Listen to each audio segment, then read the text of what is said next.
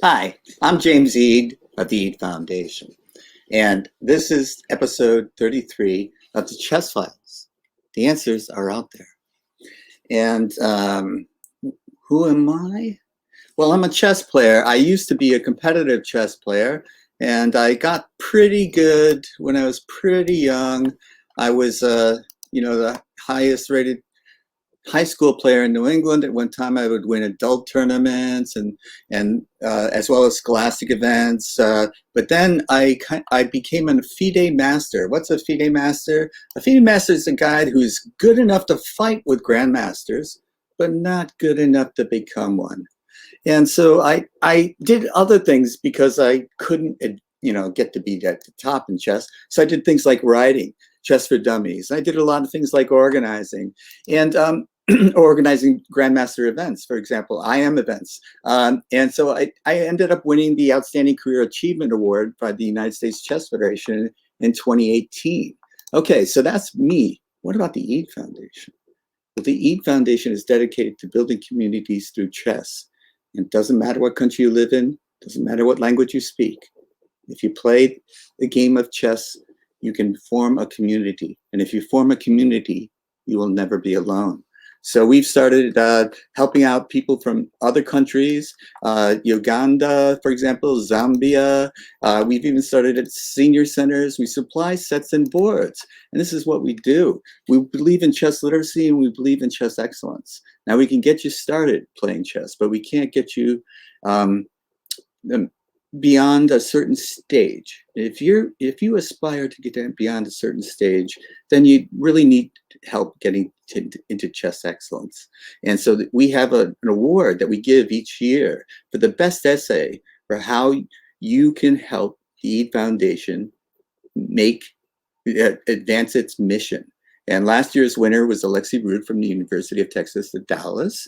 And Alexi's essay was designed to get funded to do research to support her book on the women's chess champions and the championships that were conducted in the United States. And this is a great expansion of our knowledge of the past. And so the Eade Foundation was totally behind it. But that's the kind of things that the Eade Foundation does. We want to build communities through chess. Now, what's the question of the day? Well, the question of the day is, what was it like to work with Carol Jarecki? The chess world was devastated to learn that she passed away. She was born in 1935 and she passed away this year, 2021. And I can't calculate how old she was.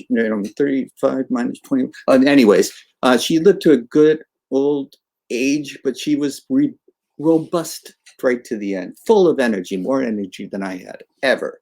And but I only worked with her a few times. We were a lot of chess events together, but I never really worked with her as much as Polly Wright did. So Polly Wright, hello, Polly. Hi, James. Thank you for coming on to talk about Carol with me. I really, really appreciate it. I'm very grateful. You're welcome. Thank you. How many, well, I won't put you on the spot that way, asking you how many times you worked with Carol. But before we talk about Carol, I want to know a little bit more about Polly. Like, where did you grow up and where do you live now? And how'd you get started in chess? So I grew up in Baltimore, and I currently live in Eastchester, New York, which is in the suburbs of New York City. And I didn't learn how to play chess till I was 14. So I got a late start in chess life, as we might say. And Yeah. so friends of mine were playing on vacation. I said, teach me this game. And then by the time we did that same trip the following year, I was beating them and they didn't want to play with me anymore. And then I went to a girls' boarding school, and I, found girls who played chess. And I thought I was really good because I could beat everybody in the school. I could beat all the faculty.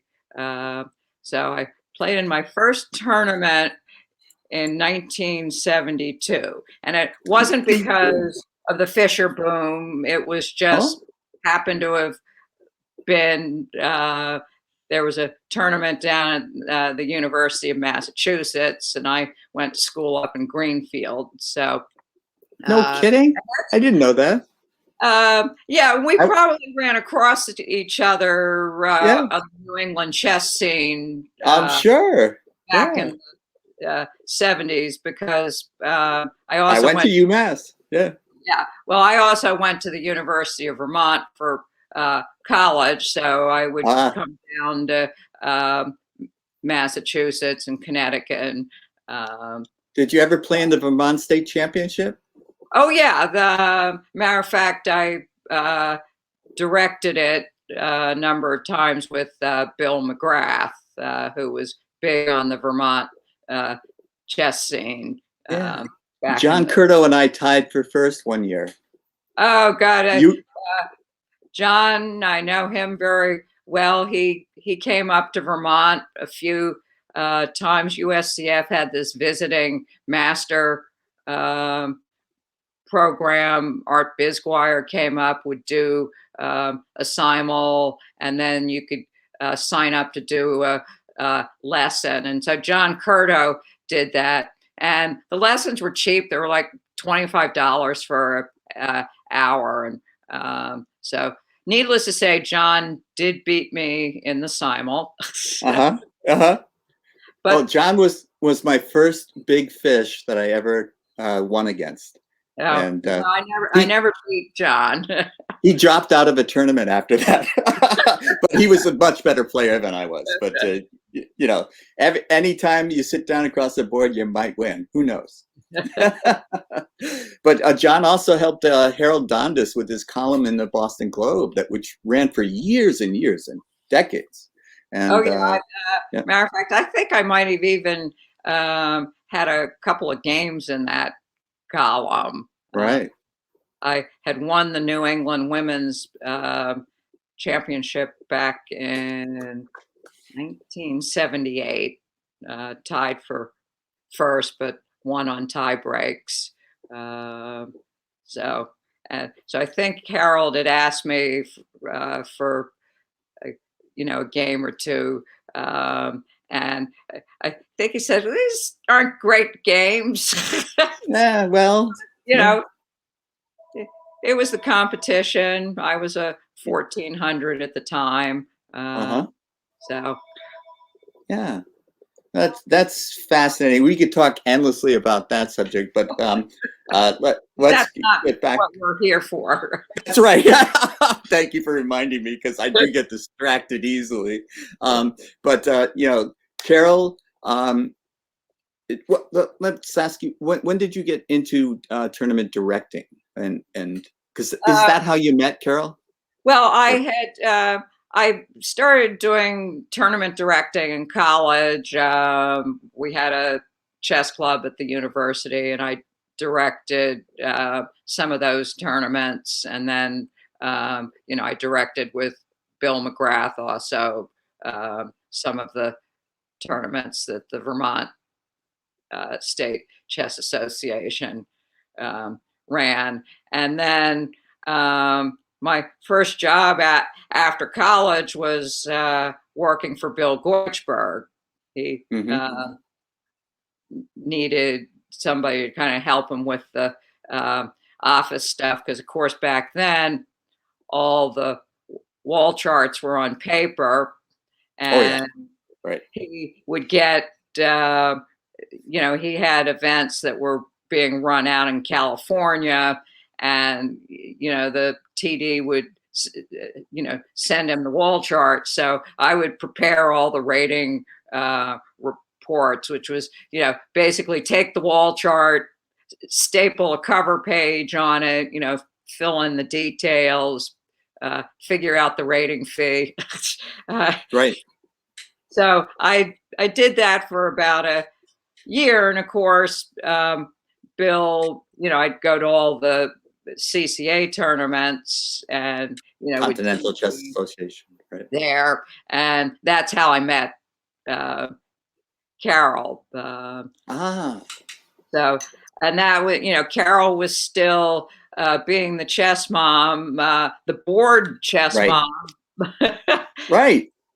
who would fill out the wall charts, and that filling out wall charts in between rounds is just like really tedious. It's like you're sitting there with the pairing sheet and you're going, okay, number 10 was white against number 55. So then you'd have to put the W in the one column and the 55 in the other, and then go to number 55 and do this black against 10, and then make sure you put the result in 1 or 0 or half correctly. Yes. And it became less crucial once we were doing pairings on Swiss Cis, but still Bill always wanted the wall charts updated. But back in the 70s, it was not only the wall charts, but it was those stack of pairing cards. And I remember directing the National High School Championship in Philadelphia, and got this massive stack of cards. And again, you have to sit there and put white gets 55, the result, and then you had to also put the cumulative result. Team competition. And when you were pairing for for a scholastic event, then you had to not only pay attention to what color they were due and their score, but you had to make sure that you weren't pairing them against their teammate. Right. So it was very nice having somebody like Carol to take care of the grunt work on the wall charts. Yeah. And then, we could concentrate on filling out the pairing cards and doing the pairings. And I think, she may even, as we would, pair them, and we'd make little piles of the cards, then I think, sometimes she may have been the one writing the pairings on the pairing sheet. So she did a lot of that grunt work. Well, you say it. I'm sorry, I'm echoing. I don't know why that is happening. What happened? I'm starting to echo.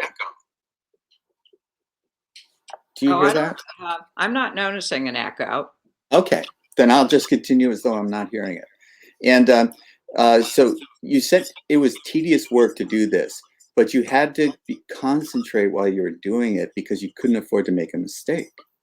So you needed somebody dependable, reliable, and willing to do the tedious work. Well, and especially because, as I said, those wall charts were what we submitted to the USCF for the rating report. So, if you messed up the wall chart and, because you flip-flop the score, and then it affects the ratings.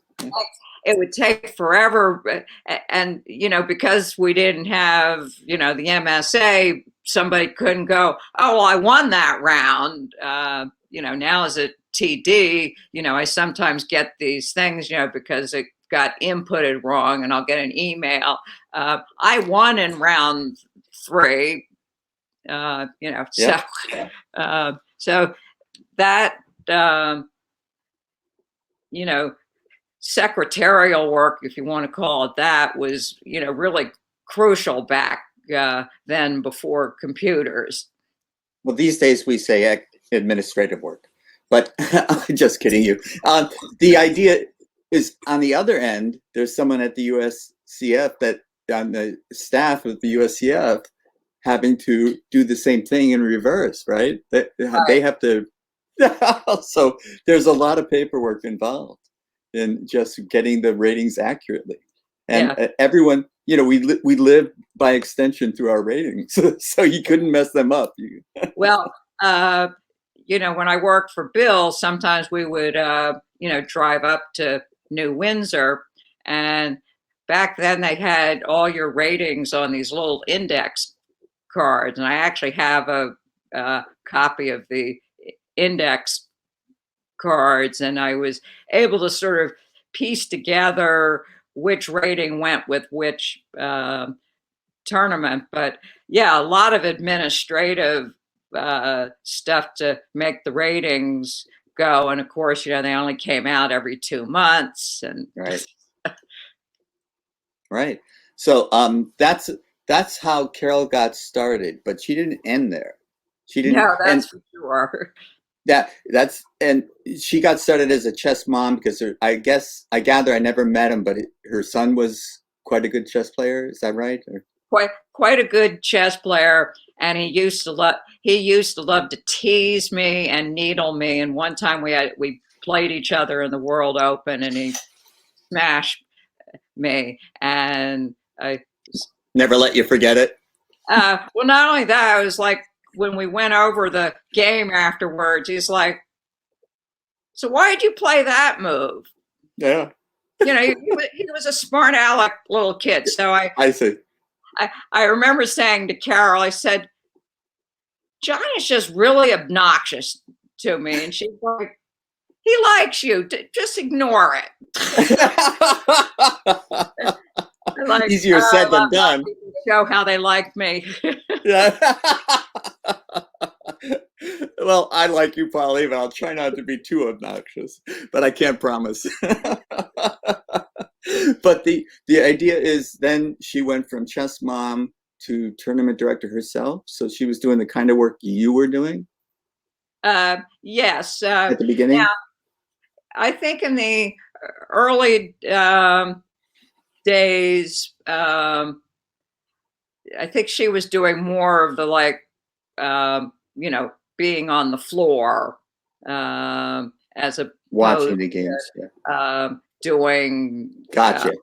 Yeah. pairings and stuff. But that Right. all came along. I just don't uh, remember the progression of how she went from chess mom to an incredible TD. And Right.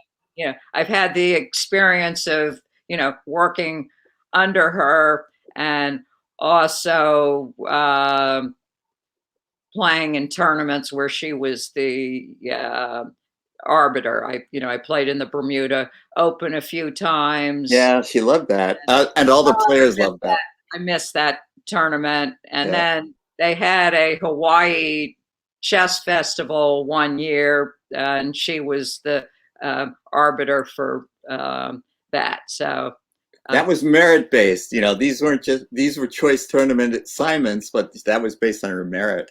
yeah, Let's show a picture of who we're talking about for the viewing audience. Hi, Mom. And this is you're in the middle. Carol is to the left of you on our screen. You've got your right arm over her shoulder. And behind you is Dan Lucas, who I have a real grudge against because he's won so many Chess Journalist Awards. He's got him for being an editor or writer, and even now he's getting them for being a blogger. Oh, I shouldn't go on to my resentments. And you've got your left shoulder over Steve Doyle, who's been the organizer of the amateur team East for years and years, and it's one of my favorite tournaments I've ever played in. And this was at the amateur team East, wasn't it? yes, this was the 2020, the last live tournament that I played in. Right. Yeah, that has been a problem for us. I also, because we were sheltering in place, but that tournament is a fantastic tournament. And I don't know how many times Carol was the TD of that, but, she was just, because everybody knew her, everybody trusted her. Yeah. Right. Well, And, when Cricket was alive, she'd be sitting there at the table, and sometimes Cricket would be up on the table next to her. And I remember Mike Somers, who would take a lot of pictures, had, I think, a picture of Cricket with the sign, something like questions ask here, and there's Cricket. Yeah. Or complaints. I can't remember what the sign was like, but Cricket was in the picture. Cricket, the game Cricket, because I would catch Sunil Weramantri sometimes tracking Cricket during a tournament. I didn't know Carol was into that too. That's interesting. Well, I don't know if she named the dog Cricket because I get it. It was the dog's name, or whether the little chirpy thing. Yeah, got it. So the other thing I want to call our viewers' attention to, I wanted to say that if you want to know about all the things that Carol did, there's a Wikipedia entry for her, and I wanted to call it up on the screen. Hey, wait a minute.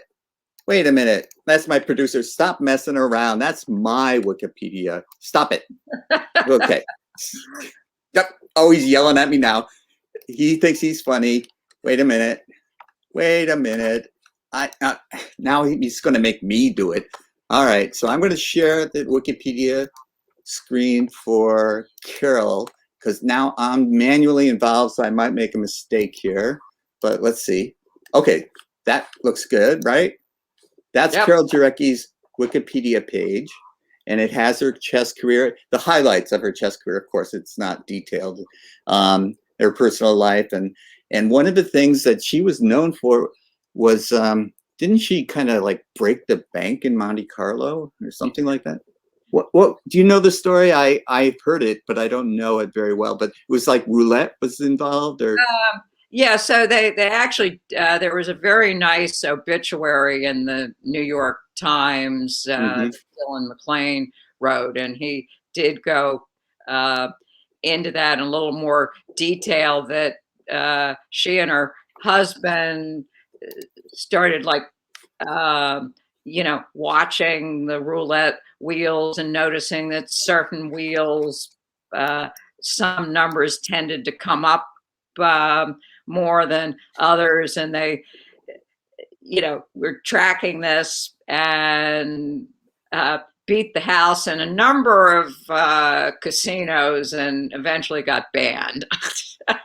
I don't play roulette, so I don't really understand it, except for, I guess, you bet on a number. If the ball lands there, you win. Yeah. So, yeah.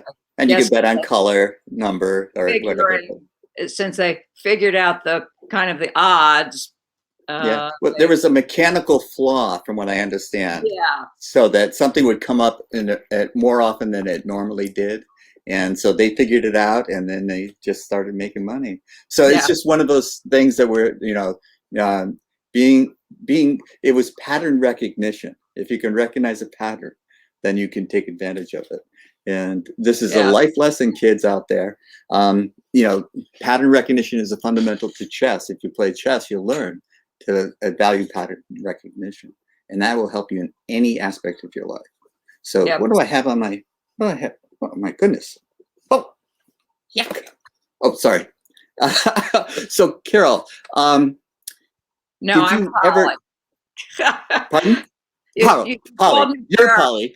But it's funny you should say that, because I would have people come up to me and call me Carol, because you can't really tell in that picture, but we have very similar short hair style. So sometimes people would call me Carol, which I took as a compliment. I'm sorry, I just got a little distracted by that thing that was anyways. So when did you start? Did you ever work with her side by side in a tournament? you were not, she's on the floor and you're back in the 3D room, but as like co-tournament directors, and then, well, or did she just skyrocket through to well, the top? she, really kind of skyrocketed through the ranks. But I worked with her at a number of scholastics. But generally, I was, doing backroom, computer stuff while she was out on the floor. Of course, one of the things about the winnings from roulette is it allowed her to buy her plane. A plane. So she had a plane. Yes, so she had a Cessna. It was a 6-passenger Cessna, though I think rarely she had more than maybe one or two people in there, because usually the back of the plane, had her bicycle and other stuff that she was taking with her, just on a leisure trip. So the 2 times that I flew with her, it was just the 2 of us. So, What was that like?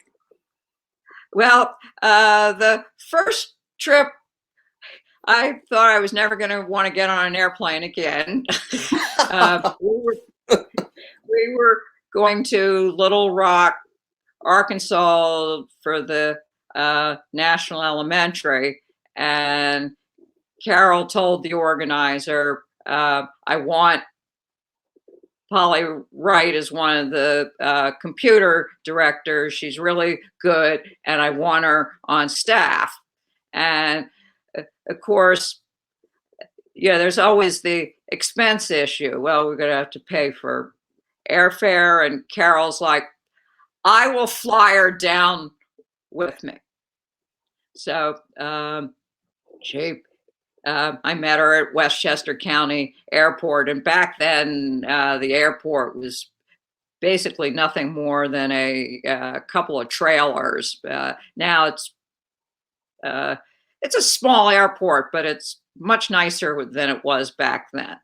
So it was a really gray day. It had been raining all day. It stopped when we left, but went up through the clouds, and I'm like, couldn't see anything. Right. Massive clouds. There's a lot of trust involved here. We got up above the clouds, and it was kind of neat seeing all these places that I ride my bike around, see them from the air. But it's an unpressurized plane, so the only way you can and it's really noisy, so the only way you can communicate is using a headset. So she has a headset so she can talk to air traffic control. Sure, and then I had the headset, so I was also, hearing all the, communications with air traffic control, which was really interesting because actually I do love to fly, but it was interesting, hearing all the things, as they're telling, a Delta flight that's flying up at 30,000 feet, and we're way down. And so she had it on autopilot, and then suddenly we hit this air pocket, and literally my head hit the fuselage. Now the headset had this lambskin in between the 2 pieces, so that kind of cushioned the blow. And she's like, I think I'm going to take it off autopilot. So the so we were flying to like somewhere in Kentucky to refuel, and I never knew how wide a range the Blue Mountains were until we bounced across them. And then you would hear, she'd be talking to the air traffic controlling, it's really turbulent down here at, 3,000 feet. And the air traffic controller would be, it's turbulent everywhere. Yeah, yeah. And then, the controller would say, well, try this altitude. But it was just, so I'm thinking to myself, well, maybe when we get to the airport in Kentucky, I can get on a bus and take that the rest of the way. Right. Not realizing that when you're flying in a small plane, that you're not always landing at a big airport. It's a tiny little airfield in the middle of nowhere in Kentucky where, no buses. To refuel. So, there was no bus to Little Rock. Yeah. But the rest of the flight was beautiful. And, you're low enough down that you can really see a lot. And, sitting right next to the pilot, you just get a whole different perspective than you do when you're sitting in a 737, looking out the window. So the only experience I could relate to that I did a little what we called puddle jumpers. It was like either from Albany or Hartford to New York. I can't remember which airport there, but it was just a small plane and a small trip. But then we got caught in that turbulence, and we're all bouncing around, and and I the person behind me needed a vomit bag, and it was like, oh my goodness, I can really relate to that. I'm never flying again feeling with those small planes. I related the story on Facebook, and my husband's prone to motion sickness, so even when we fly, he wears a scolopamine patch to help with. Right. So his comment was, "There's not enough Dramamine in the world for me to fly Jarecki Airlines."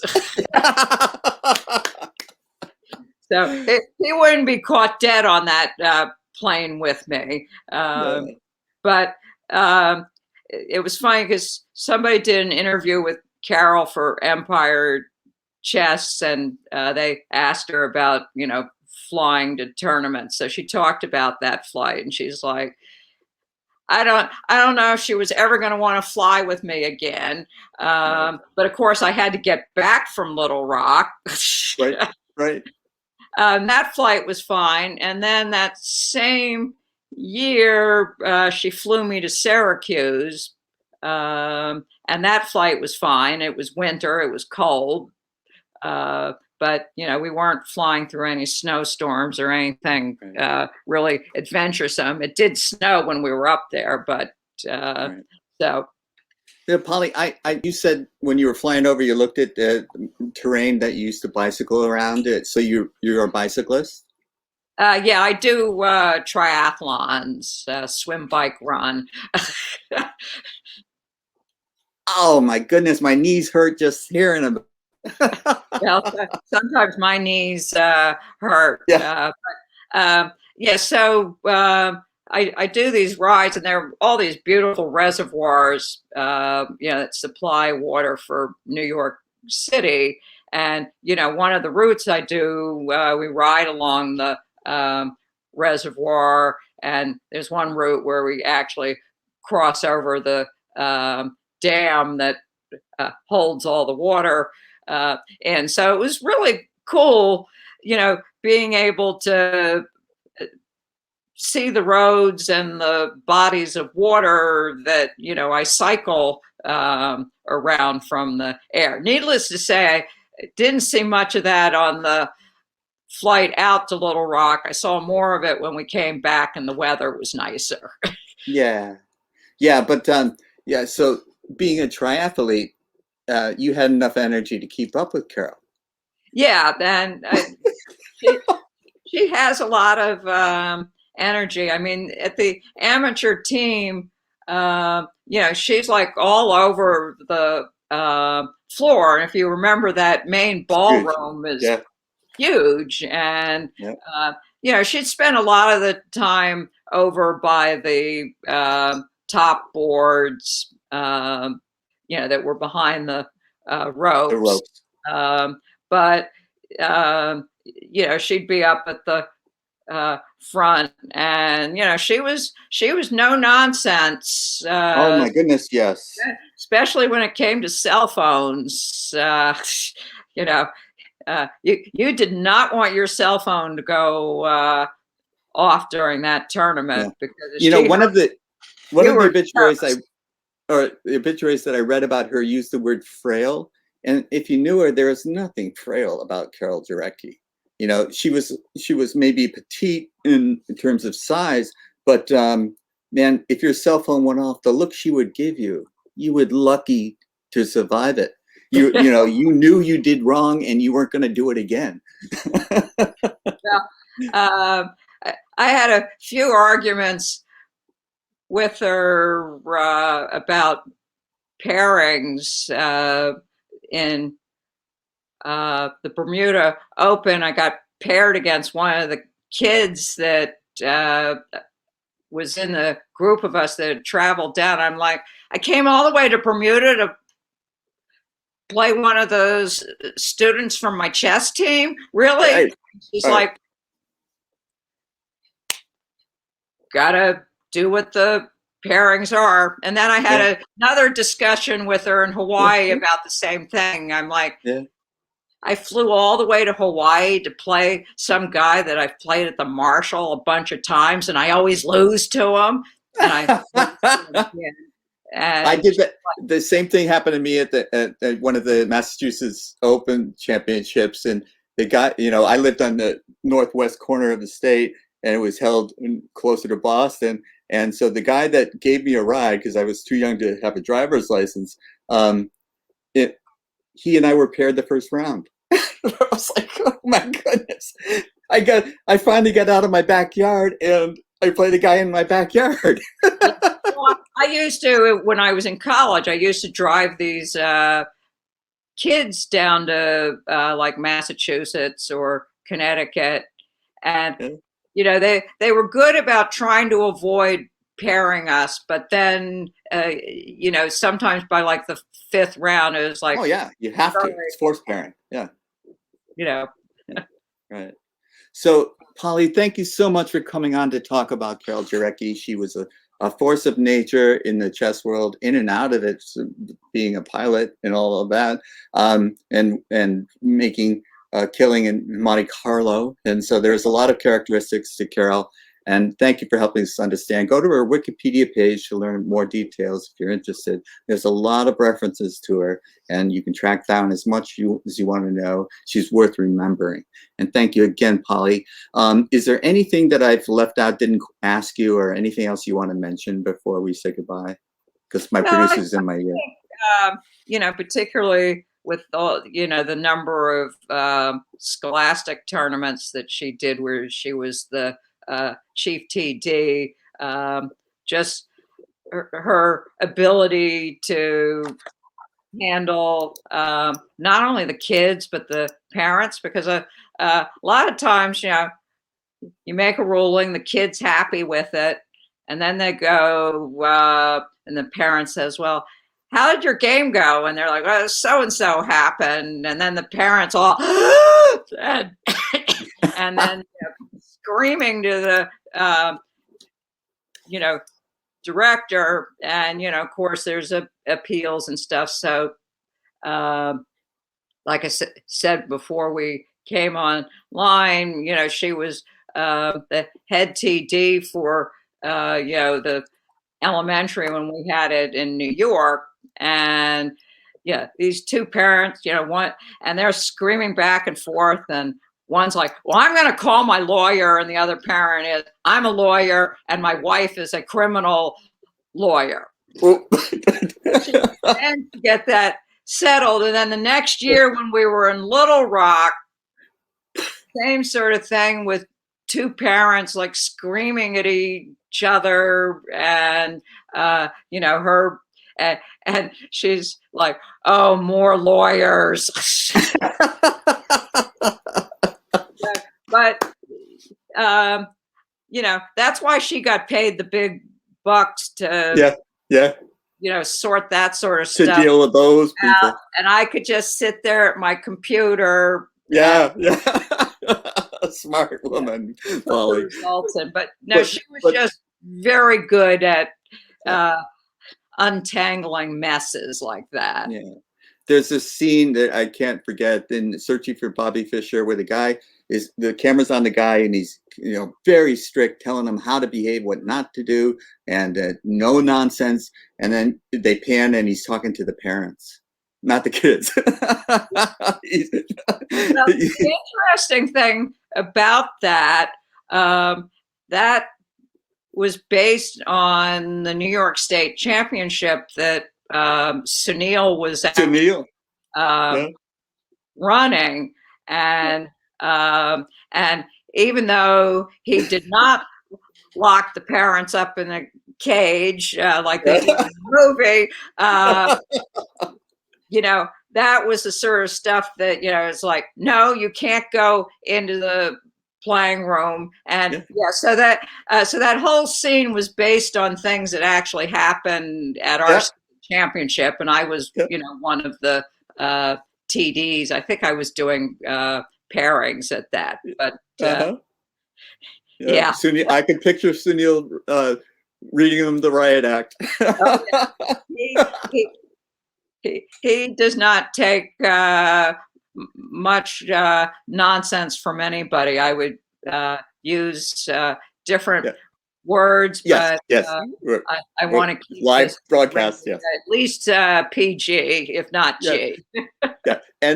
And Carol was the same way. She didn't take a lot of nonsense. So thanks again, Polly, for coming on the show and telling us more about Carol Jarecki, who's a person who we all want to remember. And as long as we remember her, she's not really gone. So I'm going to take you backstage now and do my outro. And all I say is tip of the cap to you for coming on and talking about it. Oh, you're welcome. I enjoyed it. Thank you for asking. Okay. All right. So that was Polly Wright talking about Carol Jarecki. And the chess world has had a loss, and we will muddle through somehow. But this has been the Chess Files, episode 33 of the Chess Files. The answers are out there. And it's brought to you by the Eid Foundation, and the Eid Foundation is dedicated to building communities through chess. And if you're part of a community, you'll never be alone. So thank you for watching. And it's Fridays at 1 p.m. Eastern Time. And you will see me then.